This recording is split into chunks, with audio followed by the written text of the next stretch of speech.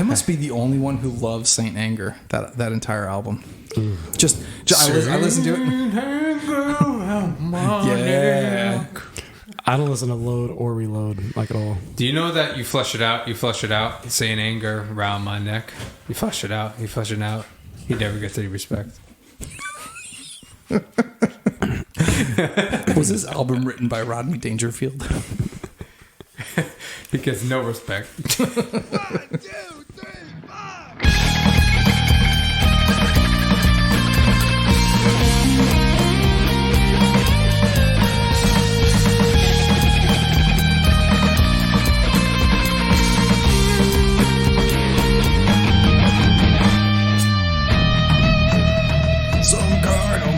I like Some Kind of Monster. That was a cool song. Not even on the album.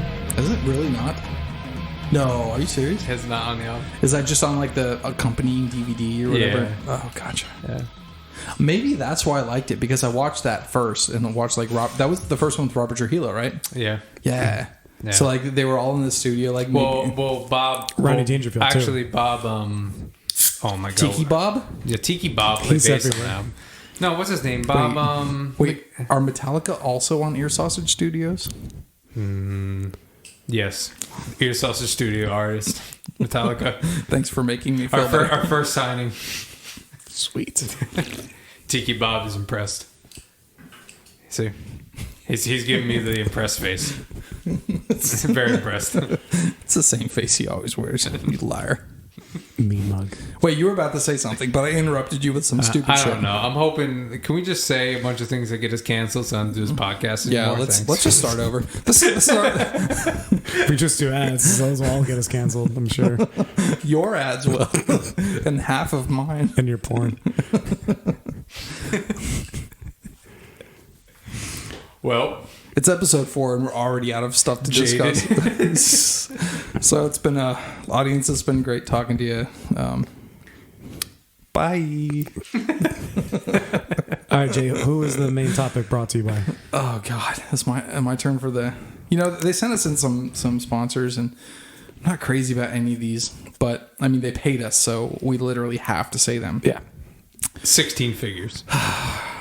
No, this one was only 4 figures. Oh, okay. This is like the worst. This was 4-figure discount. It's supposed to be a 5-figure discount, but you lost your thumb, so you only got 4 figures to grab. You said fingers. I said figures.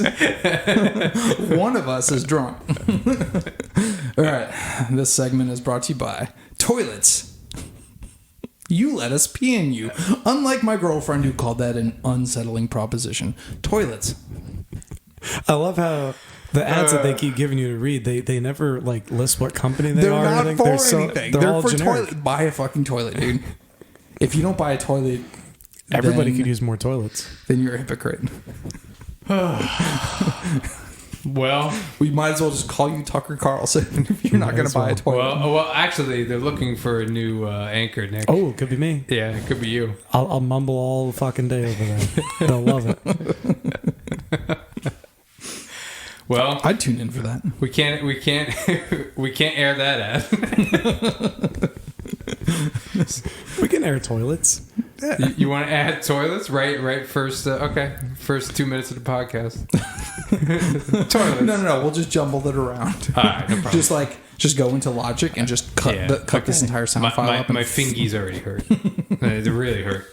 All right, from editing. All right, so that was our ad. That was our main topic was brought to you by toilets. Our main topic of the day is musical taste. Wait. Oh. You keep forgetting. Who are we? We're famous for one, but who are we? I'm Nick. Oh God, of course you're Nick. Do we have to go in the same order every time? No, of course not. Okay. Wait, yes, we do. Just kidding. No, we don't. Start again. So actually, hold on. Let me cancel the podcast. Hold on. Wait, delete. Delete. Fix it in post. Delete. Okay, and we're back. I'm Jase because I'm first. Okay, Nick, you go first. I'm Nick. You're the worst. I'm Mike, the guitar player, and yeah, please cancel us. I don't want to do this anymore. Just joking. Just I'm Jase. I'm the old, bald, fat, pigeon-toed one whose bones are made of shampoo, and I sit when I pee. I just learned that right now. I'm Nick. You can't go twice. No, that's twice. That's like 3 times. Oh, yeah, you're right. Okay, now that that's out of the way. Not as thick as I drunk you am. Mike will edit most of this out. Thank you, Mike. Well, 7 billion listeners have left now. There's only 1 billion left, guys. All right, we got to do it for the billion. Musical taste. What we're into.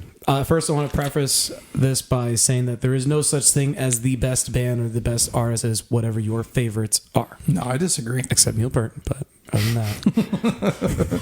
And if you guys didn't catch our last episode, that was part of the drinking game, is you take a drink every time Nick mentions Neil Peart. You will die, don't do that. Yeah, you will definitely die. I guess I'll go first since you guys didn't start. All right, so my taste would be definitely classic rock, progressive rock, indie rock, rap, and a little dance. A little tiny rap, a little bit of dance. Rap is basically just Beastie Boys, NWA, and Eminem. That's about it. NWA, you mean like McRen? We're not allowed to say what NWA stands for, actually. No, it's right there. We got a poster. It's McRen.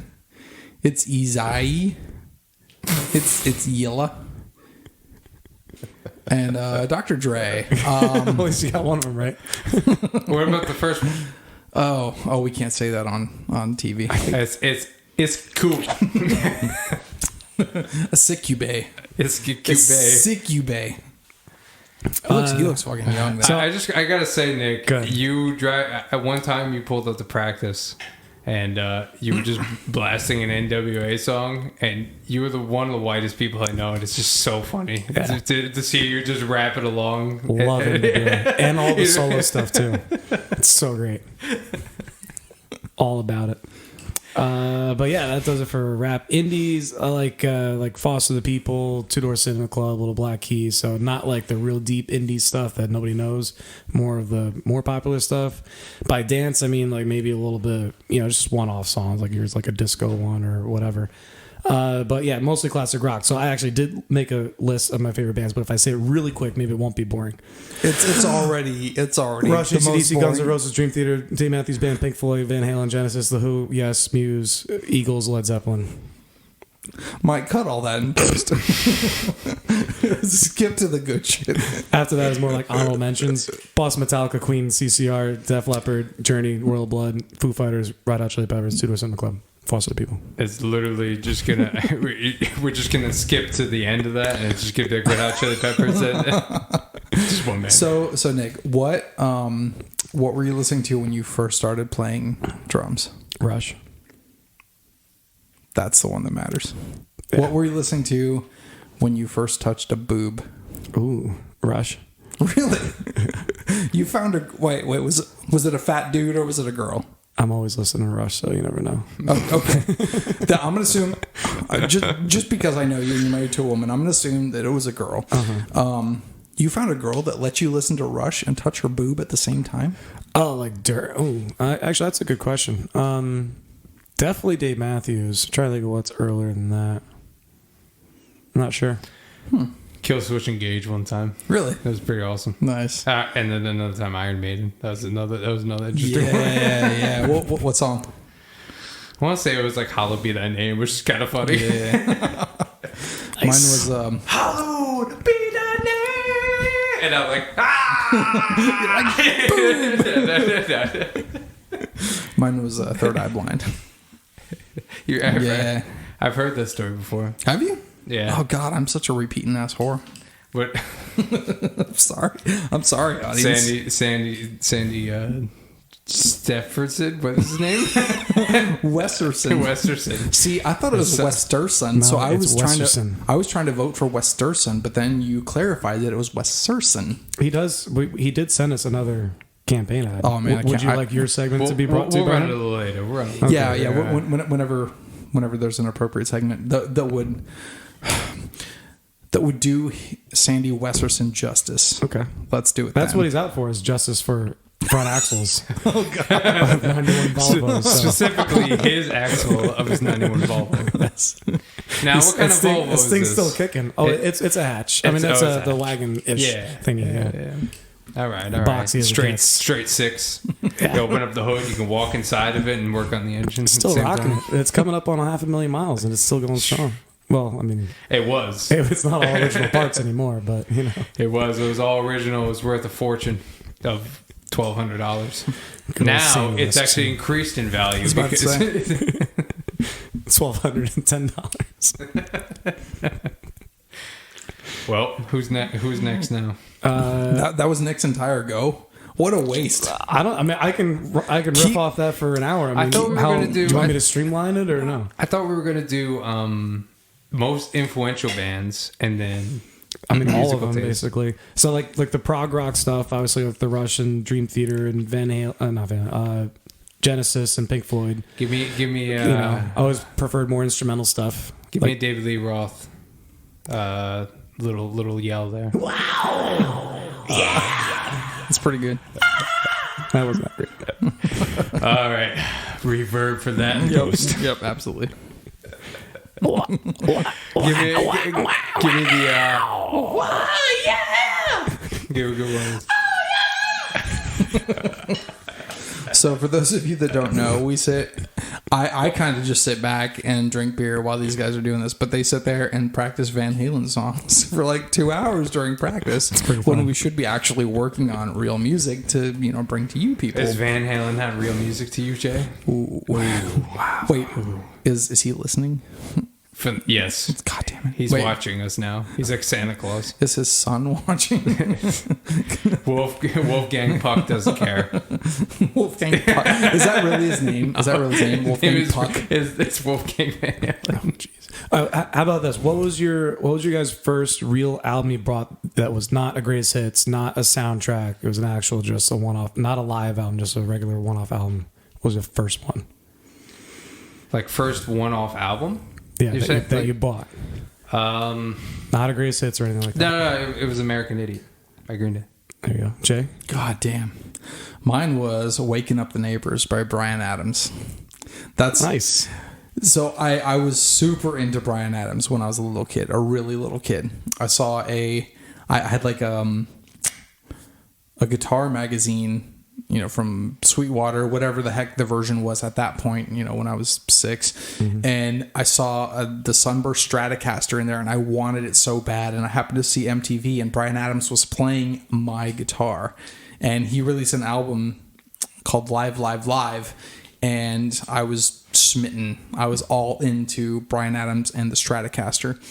And so I bought Waking Up the Neighbors, which had Everything I Do It For You. It had Thought I Died and Gone to Heaven. It had Can't Stop This Thing We Started. Basically all of his big hits. I don't know any of those. Really? Oh my God. It's so good. Oh, yeah. Cancel. Oh, so good. That takes me right back to like sitting there playing Mega Man on my fucking... You know this one. Yeah, it's the Robin Hood Prince of Thieves soundtrack. Come on. Everything I do it for you. Oh. So, skip to the chorus. Everything I do it for you. Something like that. That's exactly right. You should have sang it, not Bryan Adams. Jesus Christ. You know the song is 6 minutes long? Oh my God. It's no. The radio edit is not. That one is because at the end it's like bang, bang, bang, bang, and then it's got this whole extra solo shit.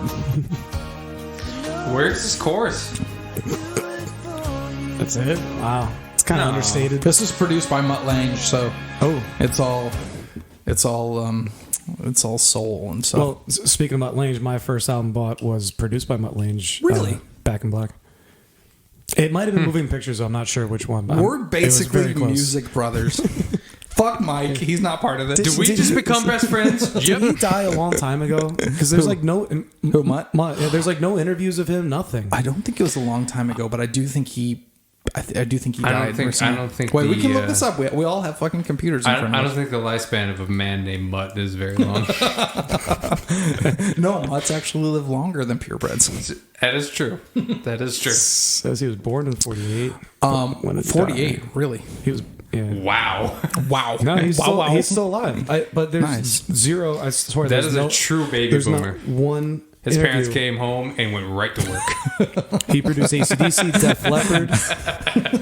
By work, you mean sex work. He produced Foreigner. But not like not like sex work, sex work. yeah, not like sex working, but like He produced Michael Bolton. business. But not like sex business work. But just like business sex. Huey Lewis. Billy Ocean. Celine Dion. Britney Spears. Wow, man. Maroon 5. Lady Gaga. Wow. Nickelback, unfortunately. And Muse. No, that makes sense. I mean, they're one of the biggest bands of all time. Can I just do a about it. hot take? I don't mind Nickelback that much. I don't like them, but I don't mind them. Bite your tongue. It's so bad. One thing about Bryan He did Adams. Highway to Hell as well. And For Those About to Rock. He did like the best three of like each of those bands. For Def Leppard, he did their best three: Pyromania, Hysteria, and the one before that had like 2 hits on it. Oh, Dark Horse though. High Water or something was cool. Nickelback, Dark Horse. I was thinking he maybe did like. Am I gonna say it? Just put porn sounds in for this part right here, Mike. No, in the future. you know the one where like the Spider-Man, they had the song on Spider-Man. I know what Nickelback? you're talking about. Yeah, like I'm that. so high, I can see heaven. Yeah. Maybe. I'll trust you. Oh, but heaven. No, is that No, Nickelback? I think it's something about a hero can save us. That's what Yeah, it is. yeah. Yeah. That's it. That's it. Hero can save us. I won't really send it away. Yeah, if you would have given me 2 goddamn measures, I would have gotten there. So let me ask you. So with Bryan Adams, the song "Thought I Died and Gone to Heaven," when I was a little kid, I was probably, I don't even know how old I was, but I was listening to that song on repeat on my little cassette recorder, and that's when I turned on. You guys know what I'm talking about? When like you suddenly realize where like you're dropped from being a child where like no time exists and everything is just everything, and there's just like colors and lights and all this shit, and all of a sudden like you realize that like, oh shit, you're mortal and you have a finite amount of time before you die. And you're suddenly this is really heavy for Bryan Adams. no, but that's just it. I remember sitting on my swing set in like the like the little one that's like a kind of like a bench that's like across from each other and it still like swings. Viewers can't see I'm moving my hands like a swing. It's very entertaining, I'm sure. And I was listening to that and I turned on. And that's my claim to fame with that song. That blew my fucking mind. And all of a sudden, I realized that like a song was not just this infinite experience that it kind of is when you're a kid that can just repeat over and over and over. Like, I don't know, John Jacob Jingleheimer Schmidt, those songs that, and like the Lamb Chop song, all these songs that you can just listen to over and over and over and just that song in the movie Rocket Man was hilarious. What is? John Jacob Jingleheimer Schmidt. You remember that part? He's in the sleep deprivation thing or whatever, the sensory deprivation thing, trying to go to NASA, and the other guy's on the other side and he can hear him, and he's entertaining himself with like sock puppets and shit the whole time for hours and hours. Might have been a few days, and he does he does it for several hours, and the guy on the other side is like being tortured. So he goes quiet, and we go, the people, John Jacob, and it kept waking up the other guy. He's just trying to sleep and get through this. It's a great movie. I forgot that comedian's name. Andy Howard or something? Sorry, is that an H? No, it's Andy. What, the one Rocket Man? Yeah. No, it's Andy Milonakis? Kaufman. No, Andy. not Kaufman. That's the guy from Taxi. Yeah, that's what Rocket Man's I'm thinking about. of a different Rocket Man. The guy, the cop from. I'm thinking of Man on the Moon. Oh, such a great movie. The guy that played the cop from Dumb and Dumber. He drank the piss bottles. That guy was the star of this other one.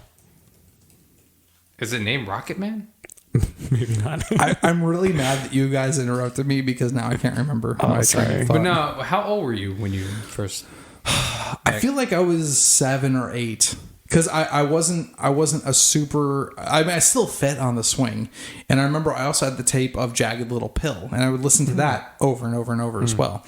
But Thought I Died and Got to Heaven, I distinctly remember that song ending, and I was suddenly turned on. I was in life. I was mortal. I was in time, and things went on from there, and here I am. Here I am. In a cover band. in a cover band. What's interesting about the cover band is I know being in a cover band is not exactly a prestigious thing, right? Like no one dreams of being in a cover band. The difference is I actually did. I remember a long time ago, probably over 20 years ago, I had this dream where I was singing Under the Bridge, and it was in a cover band, and it was kind of a different version of it, but it sounded really good. It was like a reharmonization of it. And I remember this dream, and I was like, man, I would love to just be in a cover band singing songs that I love. And here I fucking am. You made it. I made it. How you doing your dream? This is my dream.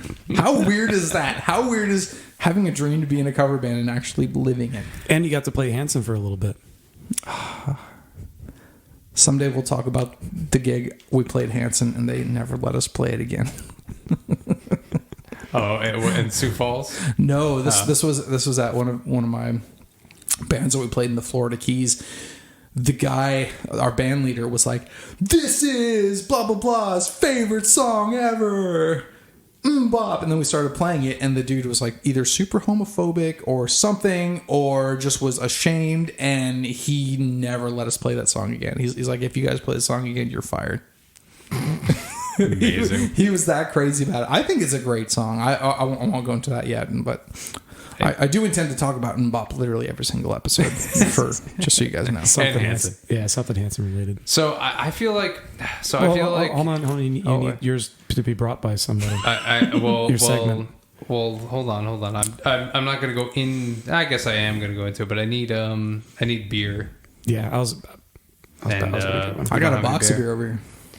Yeah, but that's like the warm up beer. This is the real beer that we're gonna drink now. Wait, we need to start putting a beer can in front of the door, so every time Nick leaves. Well, we should have a lock. Oh, there's a lock on the inside. Oh shit! Let's do it. Our two. But hold on. Have them pass the beer through, and then we'll. Then we'll lock it. Yeah, up. we have to have a. We could possibly put like an electric door on there that only allows beer through. And he tries to walk through. We grab the beer. He gets shocked to death. What do you think? The cold? I'm gonna crack this and give you the. All right. Sounds good. Yeah. All right, folks. Oh yeah. Oh, that's beautiful. Oh, I need the pouring sound. Wait, bring it down. Oh, it's beautiful. It's not gonna be that loud into a taster. It was for a second. That's for Jay or no? No, it's for me. What the fuck? Do you got one for that Jay? One's kind of dirty. Well, use that one for Jay. I mean, for you. No, not the dirty one. I got another clean one. I'll take the dirty one. I don't care. I got another clean one. What a terrible host. I'm all about dirty seconds and shit. He just gets himself a glass. Which beer is this? This next segment is brought to you by Grim Artisan Ales. This is Interspecies Small Talk. Cold Double IPA. Ooh, I like Deepas. They are. It is Grim Artisan Ales, right? I did that off the top of my head, right? Shout out to Grim. That is the official. Arguably my favorite brewery. Shout out to Mozambique. Really? They're still listening. Not anymore. Oh yeah, we alienated them by you thinking they were a person. Oh, it's like a tiny glass of beer. Grim is located in Brooklyn, New York. They have usually 20-ish on tap. Some food, not a lot. I haven't been there before. This was canned on March 21st. 23, not bad. Everybody was really friendly the one time I went there. They don't do flight sale, but they do 5 or 6 ounce pours, and they're rooting for me to try them all. I couldn't make it. There was too many. I think I stopped after 11 or 12 in an hour. Wait, quickly as I could. Did you go from work, or did you drive all the way down to Brooklyn? No, that was anniversary. I was able to convince Kelly to go out to Grim for an hour and a half. But we'll get out there again sometime. Okay, I got a picture of my tiny glass of beer, but I'm holding it super close to the camera, and the camera's super far away, so it looks like a giant glass of beer. Wow, no one could ever use that picture. Congratulations. All right, so It'll just get lost on my phone. I don't care. Mike's segment of his favorite bands, or which are the bands that made him, however you want to put it, is brought to you by Budweiser. In an effort to double down on our disastrous marketing campaign, we are pleased to announce the forthcoming Rainbow Bud Light 2.0. It is back and better than ever. We have partnered with Skittles to not only bring you a delicious can, but a delicious rainbow-flavored beer through the power of Skittles. The 2.0 not only stands for twice as good, but we also removed half of the alcohol from the beverage, making it only 2%. We are certain that you will love it, especially Kid Rock. Rainbow Bud Light. Taste the rainbow. Thank you, Bud Light. Thanks, Bud Light. And Anheuser-Busch. I'll review your beer on my Untapped account. I want to look. I guaranteed sales were probably up after all this. No, they're significantly down. They're down? They're down 17%, and volume is down even further. Why are people so scared of rainbow? It's what they represent. This is a political warning here. Interesting fact, both Tucker Carlson from Fox and Don Lemon from CNN were separated from their various stations on the same day, and they're both the most polarizing figures of both of their... They should switch networks. That would Wife be swap. epic. Wife swap. Wife swap! I love that. Anchor swap, actually. That's really good. I was so surprised that Don Lemon didn't get fired like years ago, because for a million other reasons, but every single New Year's Eve, they film it live, and he's wasted every time. He's taking shots like with everybody. He's drink after drink. He's belligerent, slurring his words every single New Year's Eve, like 7 in a row or something. That would be... That's something I can relate to. I think I would like Don Lemon if I knew that aspect of him. Come on the podcast. Yeah, we'll have you on. Yes, Don Lemon, you are invited to the... Wait, what are we called again? We're a band. We're in a band. You've had one too many shot glass sized beers. Oh my god! Why did we start? We're a band. Hey, you asked me. Why did we start this podcast sober? We should have made the beer cold sooner. Now it's starting getting irritating. Tucker Carlson, if you want to come on the pod, We'll do it. Yeah. please don't come on the pod. Yeah. Just come into the pod. Come before you get out of your car you're here. He also has to de-poof his hair. He's not allowed with that hair. I love his middle school haircut. He does. That's great. He uses a brush. He still uses a brush. Come on now. He uses a fro pick and like gets it nice and poofy. Man, none of that made the podcast, and now we're talking about my influences. And no, are we doing influences and Influences slash Yeah, favorites. just whatever you're under the influence of. Just talk All about right, it. well, right now it's Grim Artisan Ales. Oh, is that a sponsor? Interspecies small talk. Interspecies. Interspecies. I'm into that. They can definitely sponsor us with many, many cans of beer. That'd be great. So, what was I going to say? So I feel like I started my thing, and I heard the guys Matt Stone and Trey Parker, yeah, from South Park. I always mix their names up. I say like Trey Stone and Matt Farker. Matt Farker. I'm sure they'll wipe their tears away with $100 bills. Yeah. $1,000 bills. They got the $1,000 bills actually. That's so rich. But anyway, I heard them say once that like it was like you're 12 is when you find like your actual like musical like awakening. Now you were much younger. It seems like. No. That was different. The study I think they were talking about was actually they said when you're 14. Yeah, that's like your musical. Yeah, like 12 to 14 probably. Yeah, like 12 is when you first realize like. Until then, it was just like I listened to like whatever was in the radio in the car. Yep. So like whatever was on the radio in the car is what we play in this band pretty much, which is just 90s and 2000s alternative rock, you know. So anything that, you know, was on top 40 for the most part. And then once I started like actually like figuring out that I was my own independent human, which is around like 12 years old, I started getting into punk, and that's when Green Day came in. That's why I said American Idiot was probably... Actually, I didn't buy that one. My dad gave me a CD, and it was a burnt CD, so it was a ripped copy, so I didn't buy one. I did buy 1,000 Smoothed Out Slappy Hours. That's a compilation of a Green Day's like first like 3 EPs. It's like 19 songs. Yeah, it's like 1,000 Hours was their first album or something, but then there's like an EP which is Smoothed Out Sloppy Hours, so they put them together. Interesting. Because I always thought Dookie was their first album. Nah, they have 2 albums before Dookie. That's their major label debut. I feel that's the way with a lot of bands because Hanson has one before It all comes back to Hanson. It all comes, ladies and gentlemen. This is what you're going to learn about this podcast right here. This is really a homage to Hanson.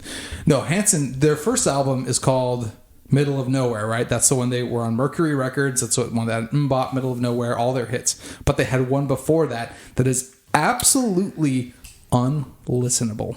Really? Like our podcast. It's fucking terrible. Shout out to our podcast. It's called Boomerang, and none of them have balls that have dropped, and like their voices are all like in the stratosphere. It sounds like if I thought Chipmunks they were all like 9 and 10. There was no way they hit puberty then. It was bad. But even Mbop. No, because Mbop, you can hear Isaac Hanson, which is the older brother. He was 16 at the time. So at the time, Taylor was 14. He's the middle one. Okay, so yeah, but the drummer, right? Drummer was the young one. Yep, drummer was 11. I got you. Yeah, but their first album is unlistenable. But I was wondering what the first Green Day CDs would actually sound like. Yeah, so then there's Kerplunk. And actually, Welcome to Paradise is on Kerplunk. Really? Yeah. God damn. Oh, I remember. I got to stop saying really too. I listened to the last podcast and say it all the time. Really? Ooh. Okay. Oh, actually, audience, I promise this is the last time I say really. I'll just play it for you real quick because you know. Can you find Hanson's Boomerang? No. I wouldn't think so. That's probably on YouTube or some shit. This is demo. This is an album. Oh shit! That snare is so weak. This is Trey's first album, by the way. So nice. Yeah. But yeah. Oh, that's cool. I feel like, you know what's funny? I feel like their first album sounds better. Hold on. I will... As in Dookie? No, 1,000 Hours. It might... I always know it as... Wow, they're so old now. I'm just looking at them. They're just like 50-year-old men. Yep. But yeah, so like that was like... Green Day was like my first like... My musical awakening where I was like, oh, I'm my own human. And I had like a American Idiot shirt with a heart hand grenade and all that shit. I listened to the album literally like,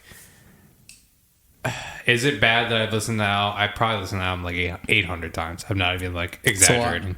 You know what I mean? Like just over and over, like on the bus to school, on the bus back from school, like every day, like constantly. I miss those days. We had the CD player. I even had an MP3 player. Yeah, when you didn't have MP3 players, when you didn't have every album in the world at your fingertips, when like you bought an album and that was what you listened to. I had until like a traveling case that you could fit like 5 CDs in. Yeah, exactly. And your Walkman or the CD player. I had the one with the little squiggly.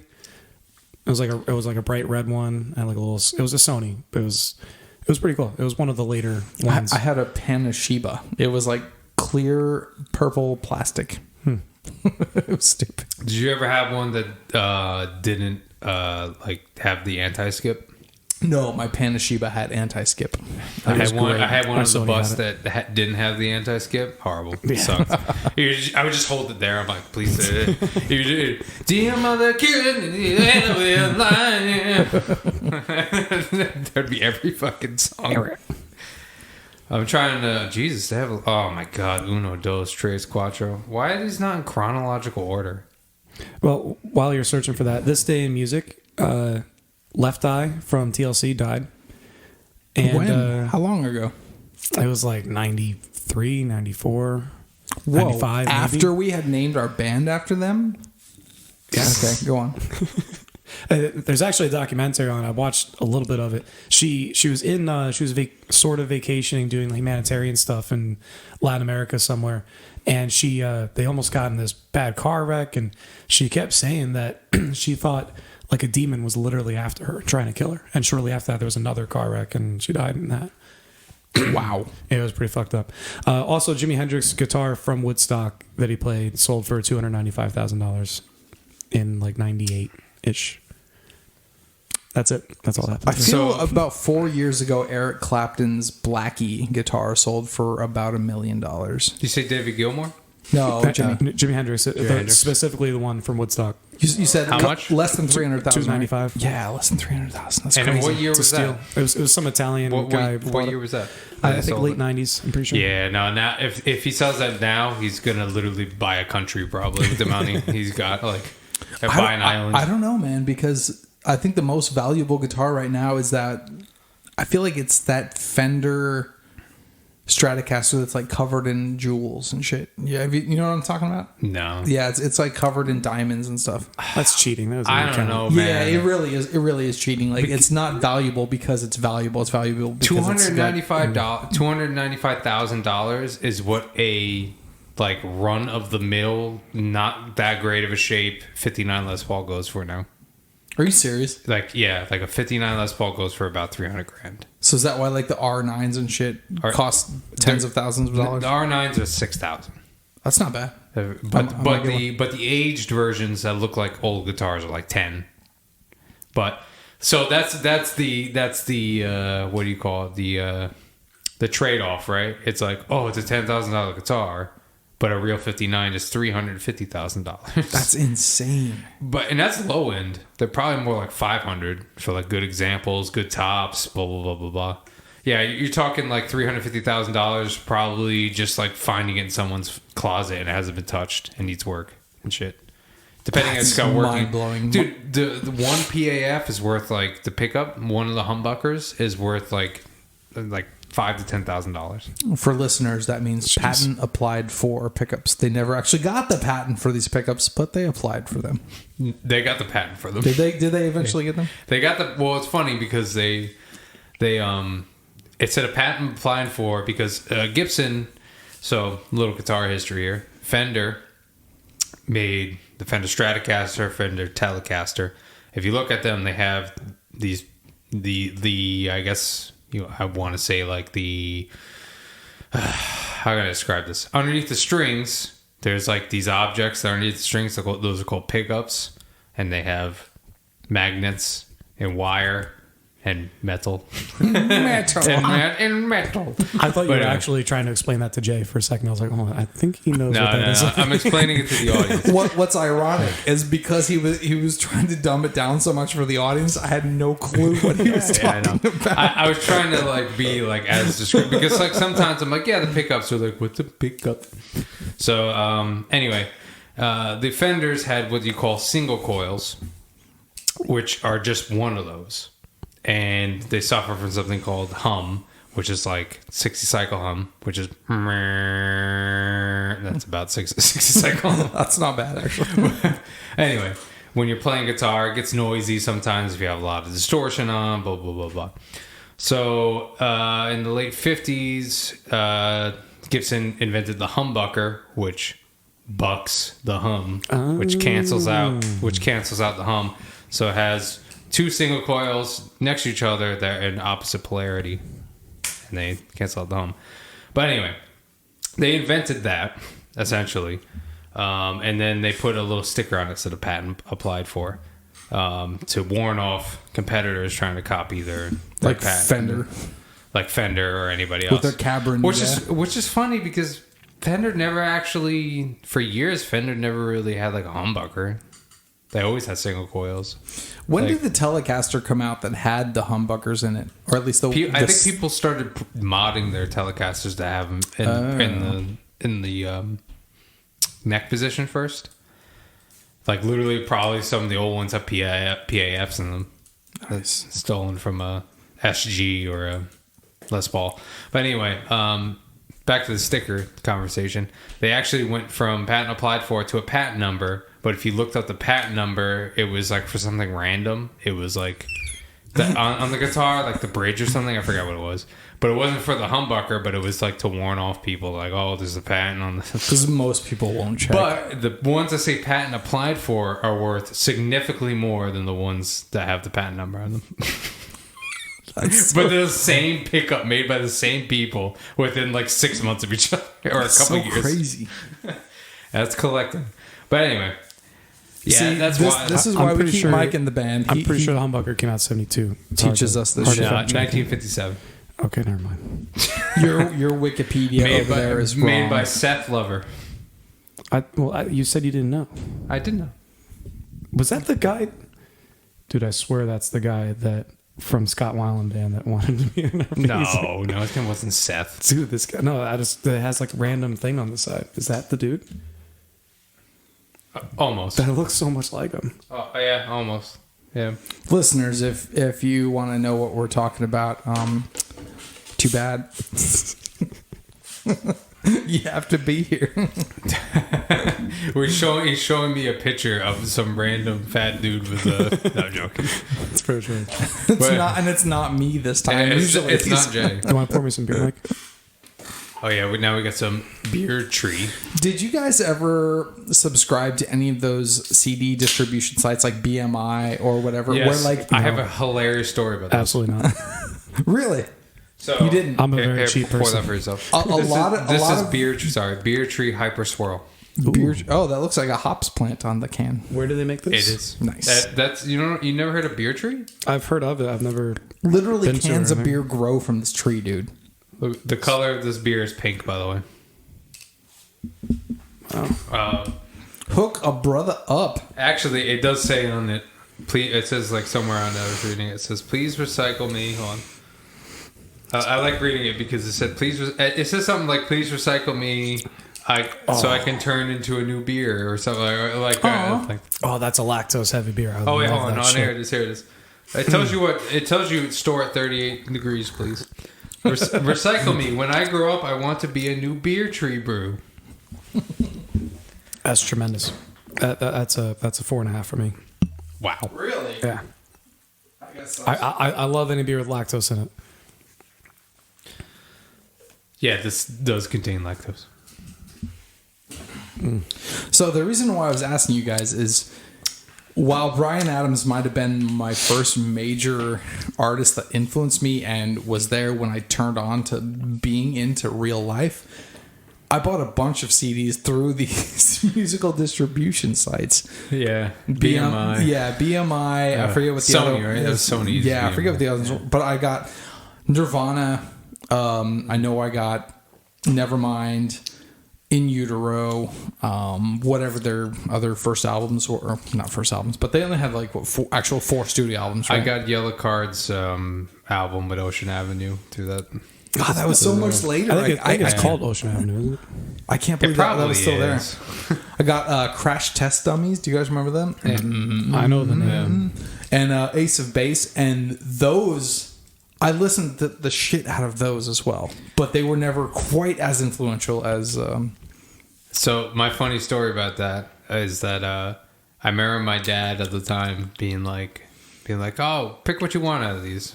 And I was like... looking at the prices, and CDs were expensive even then. They were like $15, $20, which is like $175 today, adjusted for inflation from 2003 to now, or whatever. From 2021 to now. Yeah. But they thanks Obama. They it's all Obama's fault. Obama. What was I gonna say? He was just pick whatever you want. I was like, oh, I can have. He's like, yeah, just pick them whatever you want. I was like, okay. So I picked up a bunch of CDs. They all came. He's like, pick some more. And then I was like, all right. And he was just like, and then he let me in. He was like, I'm never gonna pay them. Just pick as many as you want. just keep ordering CDs. Just keep on giving this. He's like, I'm not paying them. They're just gonna send me a nasty letter in the mail. We're gonna throw it out. So, dude, we Nice. got like probably like 50. Statute of limitations has expired. That's right. Yeah. But we probably got maybe like 25 after to you 30 CDs that we never paid for. A bunch of good stuff, like It sounds about right. And then we went into more conventional pirating when we discovered LimeWire. Did American, like, oh, let me download AmericanIdiot.exe. Hold on. Jay, did you ever use Napster? I never did. You're old enough for it. No, I was Lars a Ulrich little. came to That his was house. a little bit before my time. Was it? I was more like the Pirate Bay and stuff after that. I used Napster once it became a legitimate music streaming site. Once Napster bought Rhapsody. Yeah, I remember Rhapsody used to allow 5 free plays a day. Yeah. So I was like, sweet. Silly. Do you Listen want to 5 songs. Do you want to hear the song that caused the whole Metallica mess? Yes. Oh, why does it have to have a fucking dumb intro? Always. Mission Impossible 2 I was about to say soundtrack. Mission Impossible. I had that on cassette. This is the song that caused Napster, the whole Napster thing. It leaked before it was released. Not a problem, huh? Hey, hey, hey, hey, hey. He can't afford his G5 jet anymore. He's got to downgrade to a G3. Lars Ulrich is crying because his fish tank that's made out of solid gold. Or what it was like, he can't afford his fish tank made out of solid gold anymore. Like, It's got a platinum one instead or some shit. he has to get a silver one instead. I had no idea that was the song that made I disappear. Oh, that's so crazy. Hey, hey, hey, hey. Every time I was watching Mission Impossible like a couple months ago, that one, like, I was just, for some reason, it was on like Amazon or something. We didn't have anything to do. I'm lonely. No, I'm joking. I was watching it with my fiance. No, that only. The second one, You could the be second one wasn't banging bad. some Dominican broad. Whoa, hey, Whoa, whoa, hey, hey, whoa, whoa, hey, hey, whoa, whoa, hey. Wow. I mean, it could have been, but instead I was watching Mission Impossible 2, and we both fell asleep. The second one was okay. The third one was like, That one had Miller Seymour Hoffman in it, but like the 4th, 5th, and 6th were awesome. Wait, what'd you call him?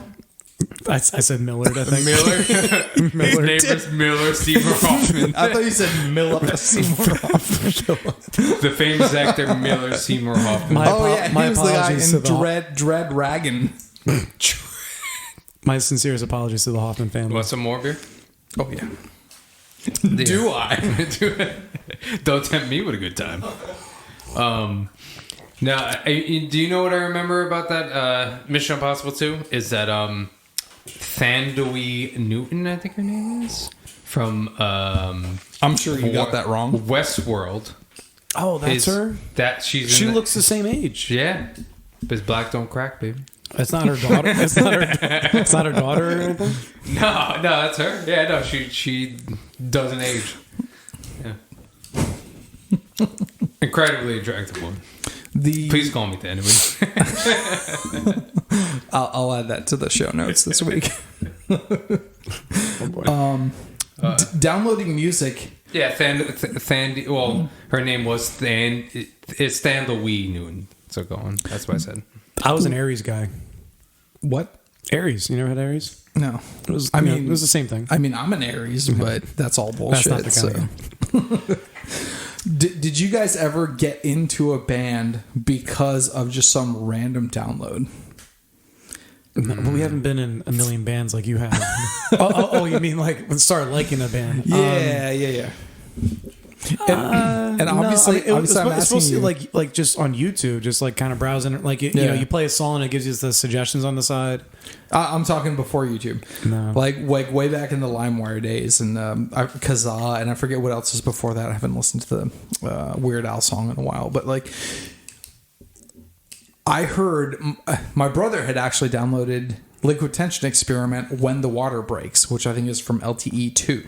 Is that when the levee breaks? No. It's a song. It's about, called When the Water, like when a woman's pregnant, like her water Yeah, breaks. you haven't heard the song? I probably heard it, but I don't remember the title. There's a Led Zeppelin song called "When the Levee Breaks." So Oh, I think you it's guys. I think it's a play on that. You guys, When the Water Breaks by Liquid Tension Experiment 2. I mean, I've heard all their stuff. I just don't remember that title. It's a phenomenal. It's like it's a 14-minute song, and this was when I gotta say 14, 15. I don't even remember how old I was, honestly, but it blew my fucking mind. And it was before I had really gotten into Dream Theater, any sort of progressive metal bands, any sort of like long form music. The song was 14 minutes. I did have that in common with you because I did. As I was getting into Dream Theater, I was downloading random shit from them, and some of it was Liquid Tension. I didn't know. I thought it was just Dream Theater. Yeah, and also some James LaBrie solo stuff snuck in there too.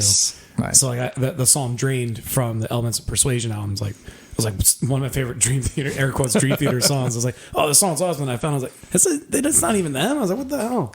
This song's awesome. What was your first Dream Theater song that you just listened to over and over and over again?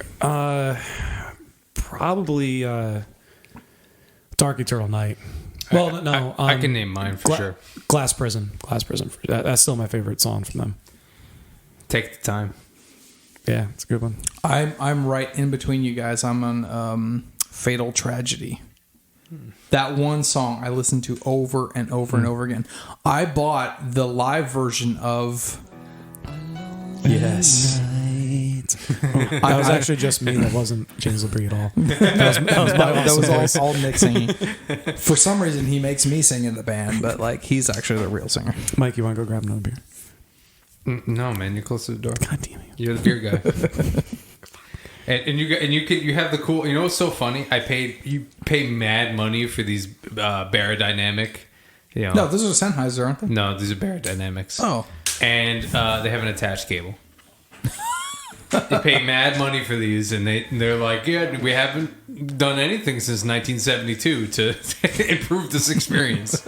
And it was like people are like, you can mod. I guess there's like a version 2 or a pro version of this or something like that you can upgrade it. What we got now? Oh, so that 4-pack was only $5.99. Really? Yeah, for whatever the beer that is. And he was like, that beer is pretty good. And there was a hazy one too. I was going to get it, but that's the first time I've seen Nick's eyes light up the entire night. Cut. Well, you'll never hear what he just said. Put a little flag in there. It's from Beer Fest. Come on now. So whenever Nick is in the room and there's a good deal, he knows. He's happy about it. Let's take a moment of silence for this good deal. Oh, that was a good one. Wow, that's nice. Hold on. Nice. I just got so hard right now. I'm going to put so much reverb and delay on that. It's going to sound like you're pouring that beer in. It sounded like a commercial. I was going to say Niagara Falls, but that makes no sense. You would just Why would you pour a beer in a waterfall? You would just hear Niagara Falls. Just raging water, like you're underneath the falls, like trying not to die and trying to pour the beer. Or you're trying to catch like water in your glass from the falls and it just breaks your glass, knocks it out of your hand. Why did I do this? I don't know. It was pretty good. It's called Fuzz Country, and it's by who was that say? I can't see. Isn't it just Half Acre? No, what is this? Yeah, Half Acre beer. Chicago. You know why I got this? At our gig on Saturday, you said, good wit is good every once in a while. I said, yeah. That's a wheat. I know it's a wheat pale, but wit is wheat, bro. Yeah, I get it. Yeah, it's good. Okay, all right, yeah. Uh-huh. So it's not exactly a wit, though. I know. I mentioned that I sit down to pee, but I'd also like to bring back the Dream Theater song. Yes, I bought that album. I bought their live album Once in a Lifetime on September 12th, 2001. Oh shit. Wow. That I don't know if you guys remember. So while everyone else is mourning, you're buying albums. I don't know if you remember. It's September 11th, 2001. I couldn't go to recess that day, and it was really a Tuesday. God, you guys are fucking young. Sorry. And Tuesdays traditionally are when albums were released. Yeah. A lot of media. Movies, even. Exactly. Back in the day, yeah. Like Tuesday, mainly nowadays it's like Fridays, but occasionally Tuesdays. But this album was released on September 11th, 2001, and it had a picture of the Twin Towers in flames. And it was a 3-disc album. And it had all of Scenes from a Memory, and they did an entire other album with it and some other songs. But that album was quickly pulled from shelves because of that. But I listened to that shit like crazy because of Fatal Tragedy. Why did they pull it from the shelves? Because it's literally a picture of the Twin Towers burning that was released on 2011. Are you serious? Yeah. Look it up. You know, there's another one of your favorite bands that also had an unfortunate album title that was also released on September 11, 2001. Really? Do you want to take a guess? Fall Out Boy? Jimmy Eat World, Bleed American. No. Yeah. Are you serious? They had to postpone it, yeah. The release of it. I did not know that. Yeah, the name of it's Bleed American, and it was 9/11. It's bad timing. Jimmy Eat World was one of those that I was going to get into later because... I remember that video. I remember that song very vividly. One of my first good music experiences, actually, I should say. Our topic was influential music, right? But the thing is, like, none of us can pinpoint exactly what music influenced us at all times throughout our lives. Especially me. I'm over 40. You guys are in your 30s. There's no way you can assess all of your entire musical experiences into just like one band or one album or whatever. A lot of times it's almost for me anyway, it's like a singular musician sometimes. Like I was really like, I started playing bass, I was really into Cliff Burton. Really into like early Metallica and Cliff Burton and trying to like replicate his style and do all of the blah, blah, blah, blah, blah. But then I was also into Mike Durant from Green Day. And I really like like his style and blah, blah, blah. But anyway, yeah. That's the way I think about like influential bands is usually like someone's playing on a record or, you know, someone's style or something like that like influenced me. When I was deployed to Afghanistan, I was into there were several albums that like really like got me through that, and Third Eye Blind had one album that got me through that, and it wasn't their first album, the Red Album, but it was Into the Vein. But one of the other big ones was Jimmy Eat World Futures. And that's, I feel, when I really got into Jimmy Eat World. Then when I got back to the mainland, well, I wasn't even the mainland, it was Hawaii because I was stationed in Hawaii. But I got back there and I started listening to more Jimmy Eat World. That's when I really got into Jimmy Eat World. So I wasn't into Jimmy Eat World until I was 27. But they are still like one of my most favorite bands in the fucking world. For the listeners, the biggest hit off of Futures is the song. Yeah, I don't want to play too much. That's the biggest hit off Futures. Sometimes it can be like, you know, circumstance that gets you into something. Yep. Like I got into indie rock not that long. It was like about 5 years ago. And Remy was just a terrible sleeper for quite a while. And I'd be up from, you know, anywhere between like midnight to 4 a.m, and you'd try to rock her to sleep and it wouldn't happen. So I'm like, all right, whatever. If she's not going to sleep, might as well just take her out the living room, turn the TV on. The only thing that'd be on cable at the time, MTV Live would just show concerts on repeat. And it was mostly like festival stuff, like Hangout Festival and stuff like that. And it was all indie stuff, and they don't show any live music anymore. I don't know why they even call themselves MTV Live. It's all just music videos. It's just rap music videos constantly. I was like, well, this is just MTV2. MTV3 basically is what it is. But yeah, it was pretty cool. It was like Florence and the Machine would get up there, and then all of a sudden be Slightly Stupid or Black Keys, or it was really cool.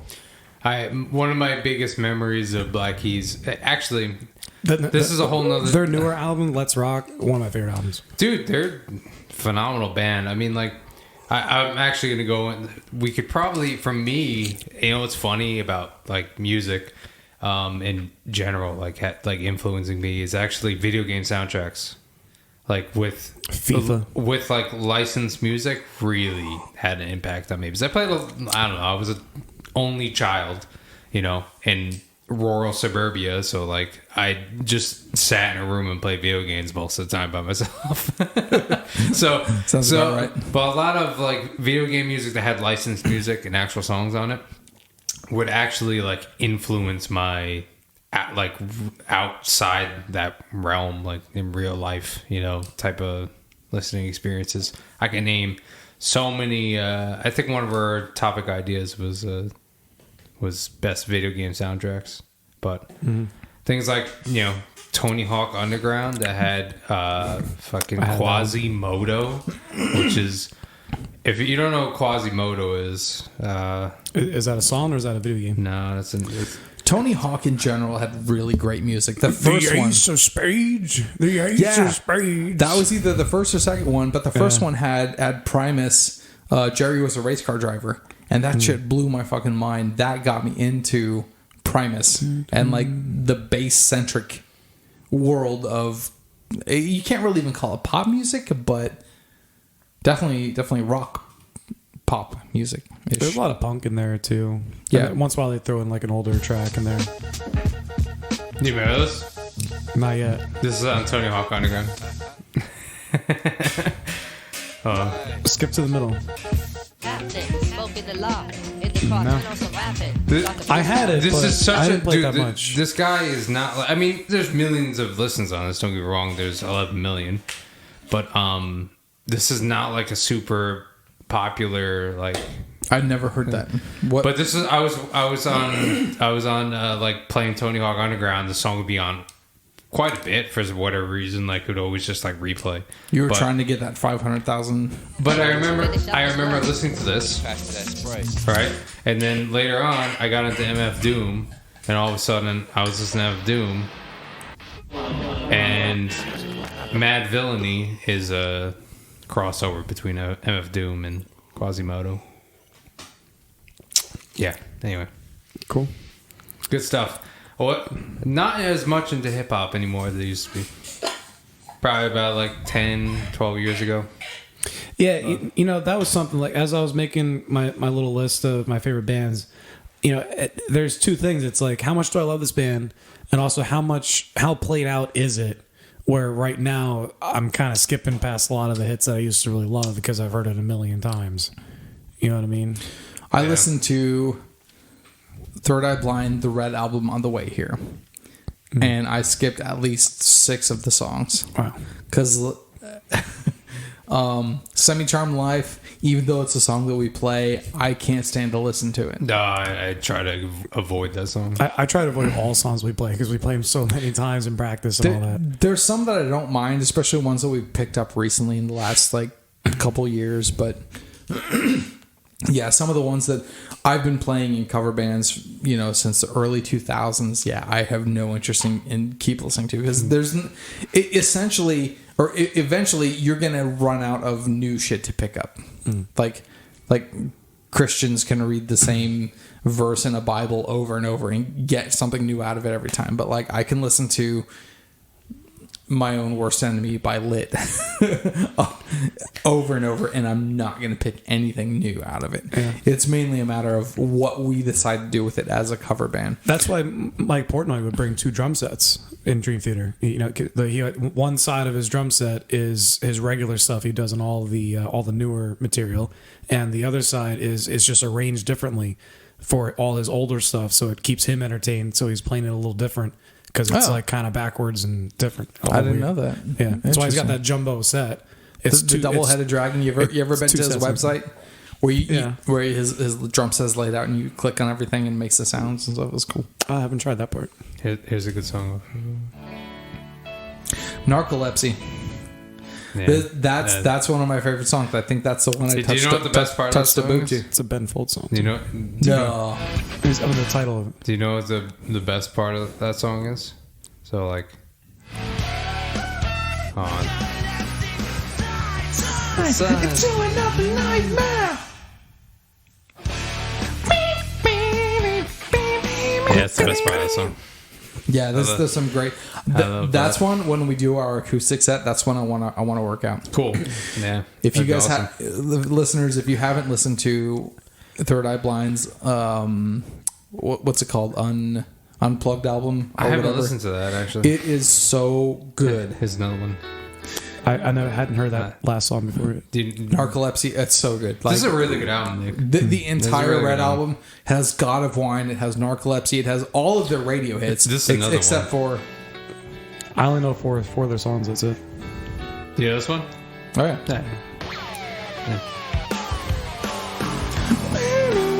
I like pretty good start. I like the verse.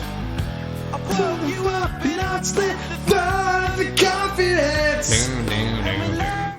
Yep. Yeah, that's something I haven't gotten into past hits yet for all alternative stuff we do. You know, I know the hits and I don't know anything after that. I feel the same way about Pearl Jam. A lot of the bands we do, because that's the thing. None of us listen to exactly the same thing.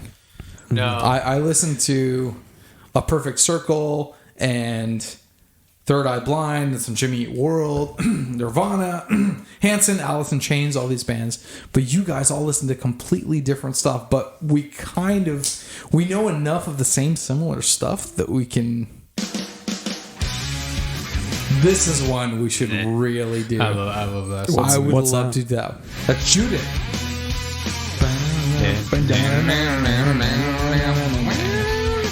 You got to the C sharp standard. Oh, God damn it. AKA just probably half step drop C sharp. But Yeah. I don't know. I would have to transpose it. I don't know if I feel like doing that. That's a problem. Like the one thing about being in a cover band is that like there's always like that like amount of work and playing it like absolutely correctly, and then I have to balance the two. And that's one of the things. That's one of the issues that myself and the guitarist of the last version of this band argued with a lot was what key are we going to play this in? Because personally, I would rather stretch myself like my anus and play it in the key that the song was recorded in. This guy insisted on playing everything a half step down, right? And I don't like the half step down because I feel things sound weird, especially if you're relatively our age and you've been listening to these songs for 15, 20, 30 years, and all of a sudden you hear it's just a half step down. Something is going to sound off about that. I don't think it can sound perfectly normal if you try to play it in a different key. Even Hanson will play Mbop in a completely different key. Not a half step down, not a half step up. They'll play it an entire fourth or fifth up or an entire fourth or fifth down. So it's not anywhere near their listeners' like brains. Yes, exactly. We've done like in E. Rush Yeah. never turned down. Not once. Going back to like, do you guys like we kind of touched on it a little bit, but for me, I always with bands like listening like, and it sucks. Like I've heard this before too. Like I feel like I think Rick Beato did a video on this recently, but it's really hard for me to like. I don't really listen to music anymore. I'll be honest with you. I listen to mostly podcasts in the car. And then I'm like, the only time I listen to music is when I'm practicing a song or doing something, you know, and maybe I'll like listen to like something in the car. For, like a couple months ago, I listened to Insomniac by Green Day like 20 times in a row for some reason. I think that's incredibly unique to musicians. And then, but like for me, like growing up, I always got into phases with bands. So I would always like, I was like really into Metallica. Then I was really into, I'm just going to pick random bands, really into In Flames. I was really into As They Lay Dying. I was really into I Killed the Prom Queen. I was really into Blink-182 for some reason, and Jimmy Eat World and Deftones. And I would just like, between the Buried and Me, I would just absorb all of Dream Theater, just absorb all their like discography that I possibly could for like a couple months. And to the point where like, almost burn myself out on them. Yeah. And then like I'd be like, yeah. And then like not really listen to them that much. Like I would, and then every once in a while I'll listen back and I'll be like, yeah, I love this album. But it's like, the musical equivalent of binge eating. You just or binge watching. and exactly because we live in a culture where we're essentially put at a table like Peter Pan, where it's completely full of like random fucking pink goo and some blue goo and some random shit. You can just eat whatever you want and just be completely full. Musicians like us kind of step back until we have to learn something specific. Yeah. I should mention that I did all this with an iPod and torrents. But I did just so your FBI guy can arrest you. I'll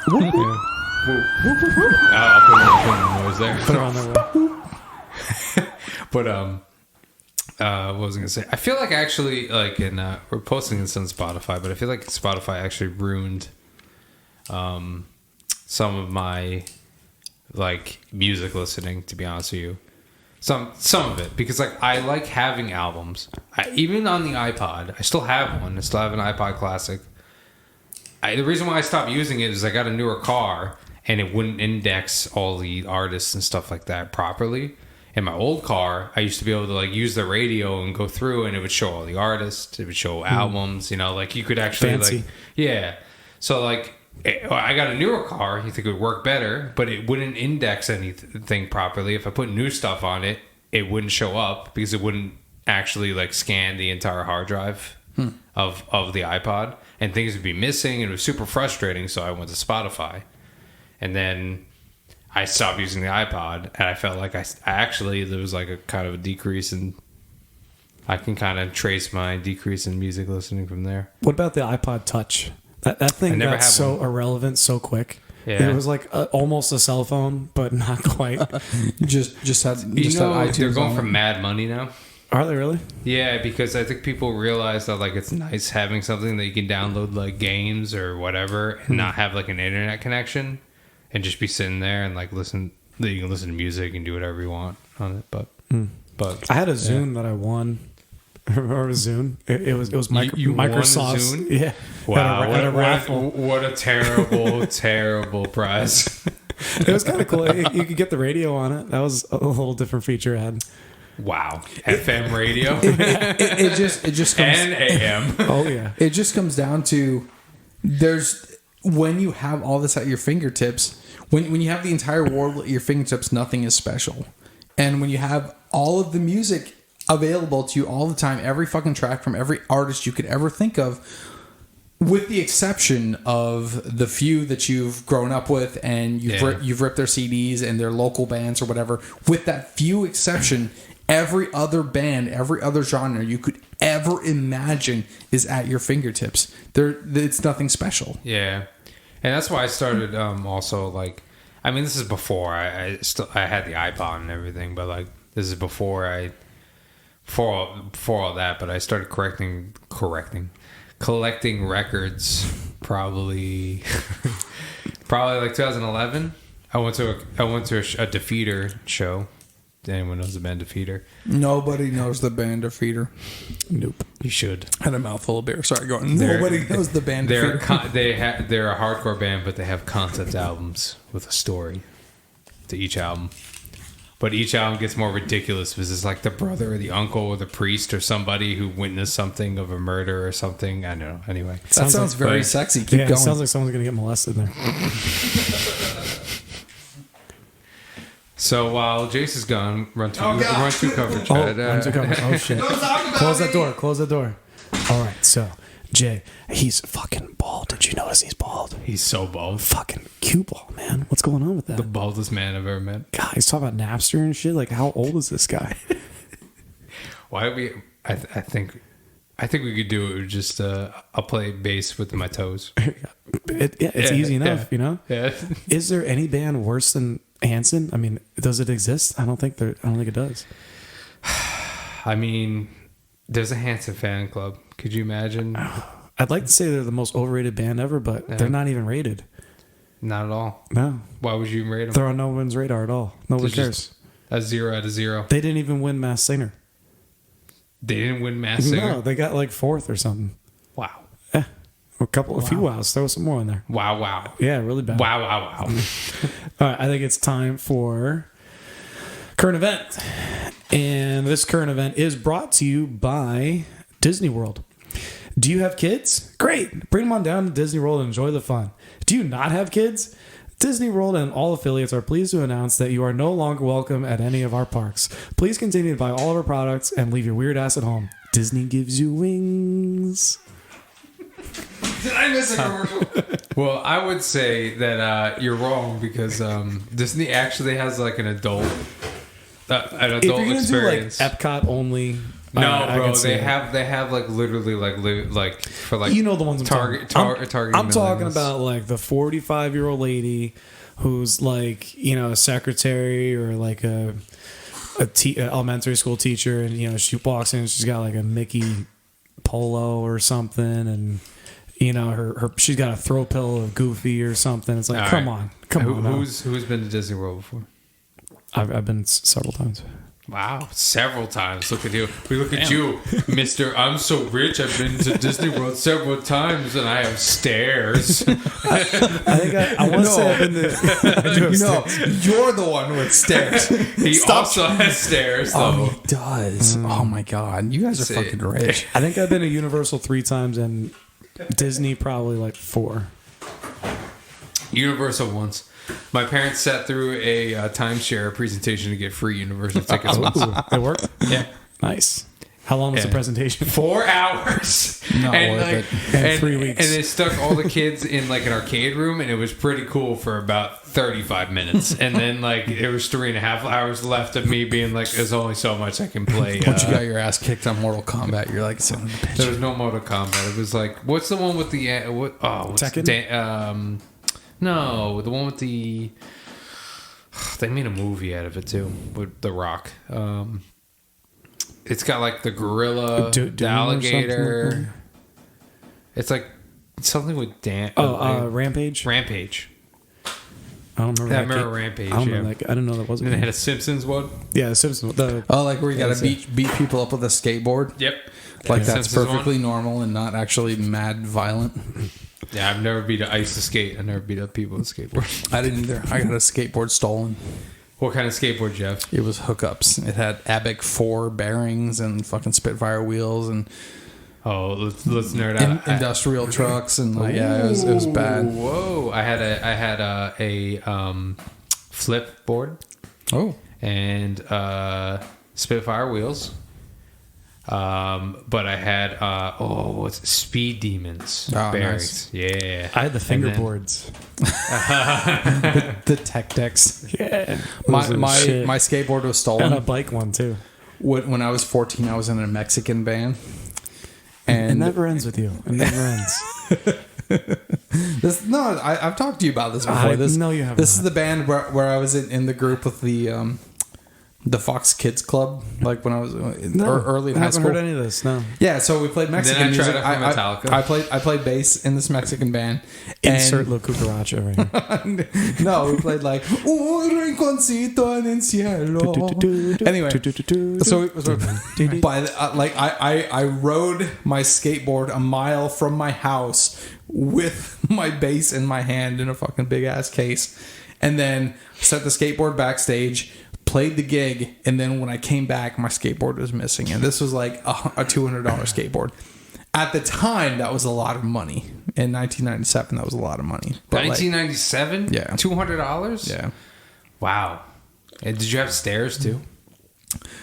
you know, I was thinking about getting stairs, Because I remember. but I had a lot of abortions to pay for.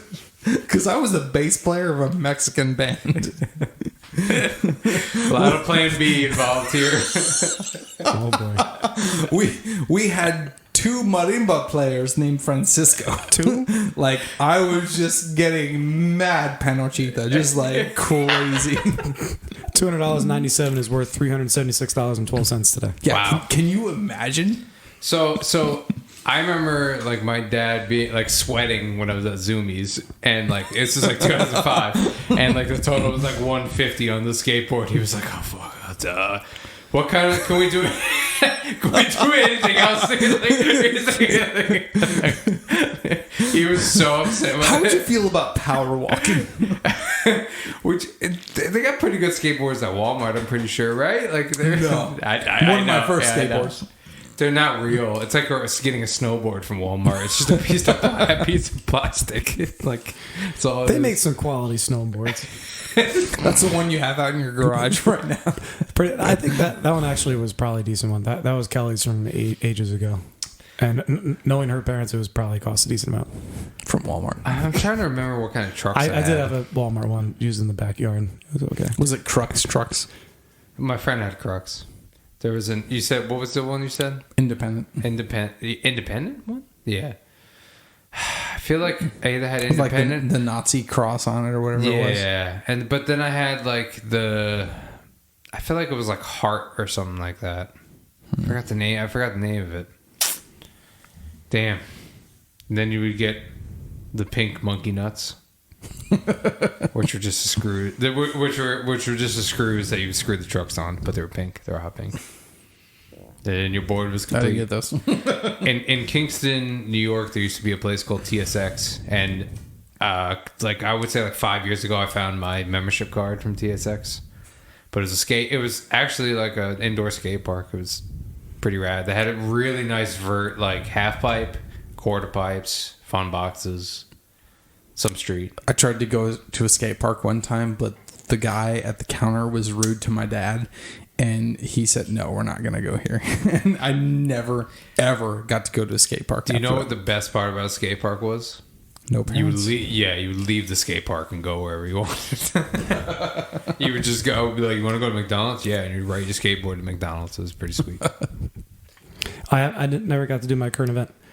All right, so last week the current event was that rats are taking over New York City, and there's a new rats are to go and kill all the rats. Do some Charlie work and One by bash one, some rats. Some Charlie work. One by one, she's going out with a gun, just shooting every much. rat. So for this week's current event, rats are good, apparently.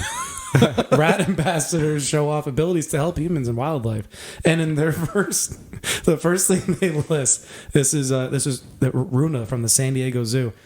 She's trying to counter all the bad press about rats lately, and it's two sides to every story. We gotta be bipartisan. We gotta be bipartisan and non-biased. And the first example she gives of why rats are good is at least twice the size of common brown rats found in cities. African giant pouched rats like Runa are best. I don't know. Are best known for ferreting out landmines and other explosive materials on old battlefields in Angola, Jesus Christ. Mozambique, your What? favorite, and My favorite. Cambodia, earning the nickname hero rats. So the first example is, no, they're good. We use them as cannon fodder, basically, to just blow up these mines. But I mean, like, where are there mines in New York City? Like, there's just bombs that need to be exploded in New York City? They were tasked with detecting smuggled How come goods, they couldn't detect 9/11?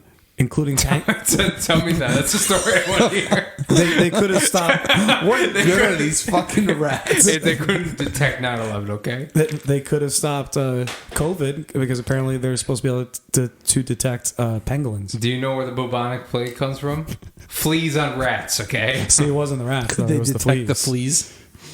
Could they detect the fleas?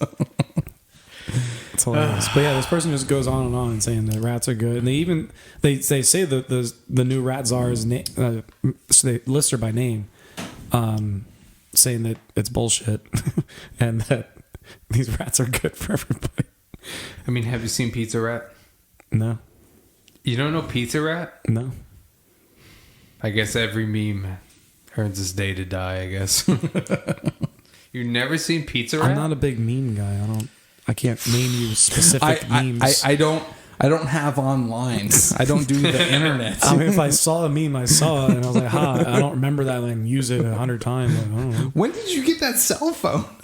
I don't know. First video- 1990. First video of some trash YouTube channel that says, "Remember Pizza Rat?" That's old man Nick. Oh no! Trademark. I saw that on the news. The rat that's just dragging the slice of pizza down the stairs. Yeah. Okay, yeah, I saw it on the news. Yeah, that's Pizza But I Rat. never saw it online as a meme. I have a musical current event. Good. All right. I have to do a sponsor first because you know. Sponsor. Well, I want to sponsor your sponsor. Okay, So I'm sure they'll appreciate. We have a sponsor for the sponsor. Wait, well, we should make sure there's no conflicting interests. But it's Sandy Westerson's second campaign. He really wanted me to. He really all right. This will be better. This is better than mine. All right, let's turn it on. Hi, Sandy Westerson here again with another important message about the state of our great country. Speed bumps account for the average yearly murder of 1.1 million front axles and 2.3 million shocks. This madness cannot go on. My local Panera Bread has 2 of these devils on the way into the parking lot, which dismembers cars every single day. I have to go in through the exit to pick up my cream of broccoli soup for my wife and I. This is Sandy Westerson for president. Together we can make America flat again. Thank you, Sandy Westerson. And what Sandy Westerson was sponsoring is, we're definitely cutting that. That's the worst. That's the worst ad I've ever heard. Cutting everything. Okay. Hi, I'm Jase. We just cut the last 2.5 hours of this podcast. And I'd like to tell you about a new movie I watched. It's called I Want to Dance with Somebody. I want to dance with somebody. It is the Whitney Houston story. I actually was thinking that would be a kind of a cool, like, a main topic. Like, what our favorite, like, music movies are. Okay, if you're going to interrupt this piece, then you're going to have to pay back blowjobs because they sponsored this piece, and Sandy Westerson sponsored blowjobs. I got to pay back both of them then. No, but I Want to Dance with Somebody. The Whitney Houston story is fucking incredible. It's 2.5 hours, so get ready. But it is really, really good. It's inspiring. What was your biggest takeaway? I got a 42% Rotten Tomatoes. I don't believe Jase. Really? Only 42? I looked it up. I was like, am I watching? All right. The movie is really good. The actress that plays Whitney Houston, phenomenal. I don't know how much of the voice is hers versus how much is actually Whitney Houston's. When did it come out? I don't know. Is it recent? It's pretty recent. Okay. I just saw it on Netflix yesterday, and it was really, really good. What was her upbringing like? She was actually a lesbian. The really? whole thing with like wait, not Chris Brown. Who's the guy that R. Kelly? No. No. Michael Jackson. No, who's is it Chris Brown? It might be Chris Brown.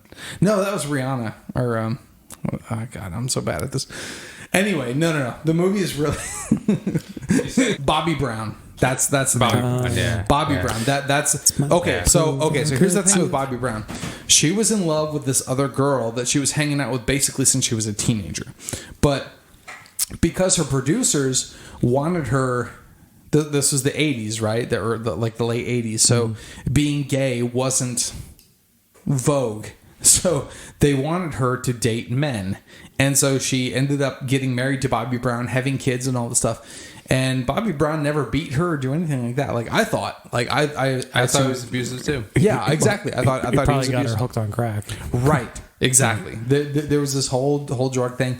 This whole Bobby Brown, this whole issue with her career and her children and her producers and all stuff. It's very, very compelling. I highly recommend Interesting. it. Yeah. All right. I'll watch it. I'll watch it. No, you won't. No, it's on Netflix, so we'll watch it. It is. It's 2.5 hours. That's fine. I got 2.5 hours, probably. I'm a very busy man, I got a lot of things to do, And, like play Gran Turismo 7. Did I mention I'm a millionaire? Oh my God, that should be an episode that we talk about. No problem. Let me just say that the surprise I have for you guys has to do with this Whitney Houston documentary. So, listeners, what you don't know is I tease these fellas with a surprise that I have for them, and I'm not going to tell them what it is until next episode. And I'm going to tease them all fucking week with little hints and little clues, and they're never going to know what I'm talking about. It's Ear Sausage Studio t-shirts. It might be Ear Sausage Wait, what do we call ear sauce? Oh, I'm fucking trying. Ear Sausage Studios t-shirts. Jay's gonna have to crash here tonight. No. Mike, what is your favorite musical movie? Like a not a documentary like Behind You the Lighted Stage, that doesn't count. It's a straight up documentary. Like a reenactment type of thing like you saw. I actually really like That Thing You Do. Of a real band. Of a real band. Real band. Or artist or whatever. I really like the Doors one with Val Kilmer. That comes to mind. It's actually never one seen of the that better one. ones. That's really good. There's the Bohemian Rhapsody that was really good. I still haven't seen that. I really want to see that. Just skip the whole movie, watch the last 15 minutes. The Live Aid part. 18 minutes. Yeah. They also really messed with the timeline on a couple of things. Like he didn't know he had AIDS right before the Live Aid show, and that was like a pretty pivotal moment they made in the movie. But he didn't know he had AIDS like a year after that or something. Oh shit. Yeah. But it was for pacing. it was pretty cool that like while they're filming that, the actual Queen is off the side of the stage. They're just watching. And they're like, Brian May was talking about it, and he was like, I literally thought it was us for a second. Like they looked so close to us, and they played so well and everything. It's like, wait, we have It's AIDS. like they traveled back in time. We all have AIDS. God damn it. Well, Yeah, the casting of that movie was really good. The NWA movie was decent. Straight to Compton. That one. I've seen that, and I've seen that in the drive-through. Really? Drive in. So explain to our listeners what a drive-through Yeah, is. I'm gonna look up how many are left. I guarantee it's less than 200. is what's shown in the Straight Outta Compton, and that's when you take an Uzi and you just light up whoever's. All right, ladies and gentlemen, straight out of condom. Go on. Or Scorpion, whatever submachine gun fits your fancy. Maybe an MP5. There's If you're British. 321 drive-in movie theaters left in the U.S. And so there's 2 in the Hudson Valley that I know of. There's another in Coxsackie has one. Oh, really? Yeah. Coxsackie has one? Yeah. It's way smaller, but they have 4 screens. Makes no sense. Interesting. So there's one in Hyde Park. There's one in Overlook, which is closer to you. Yeah. We used to go to both. As a kid, I seen a lot of movies at the drive-in. Yeah, I saw a decent amount. It was always the mosquitoes would come out though and just harass you so much. I was always in the car. We were never out. We usually had like the back open. You know? Oh yeah. Don't worry, listeners. This will all be cut. It's already 11 o'clock. Well, that's why you need to just get the 99% DEET and just spray it on. I don't know. That's why you need to subscribe to our OnlyFans, because yes. Not only can you see our ass, but you can watch all of our sausage, all of our cut material that doesn't make it to the podcast at earsaucerstudios.meet. We really should start the OnlyFans and have it only be sausage. We should. Just random, like every time we're cooking sausage, just take a little video, A little bratwurst. post it, yeah, all that stuff. I would pay for that. Should we do like a proper like sign off? Should we do like how we kind of started with like I'm Jason? Sure. Yeah. All right. We should say we're in a band. Together. Or no, just one of us say we're in a band. No, all of us together. Please don't make me do this. 3, 2, 1. We're in a band. Oh, I did it wrong. I'm sorry. What are you, an ostrich over there? Is that D on Halloween? D on Halloween. Shut up, you bird.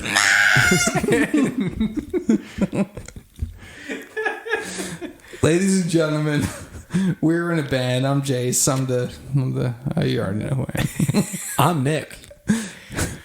Mike, we're out of here.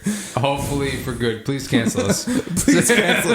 Just sue us. Do whatever you got to do to get us off the air. Ear Saucer Studios, Tiki Bomb, props, shout outs. Bye.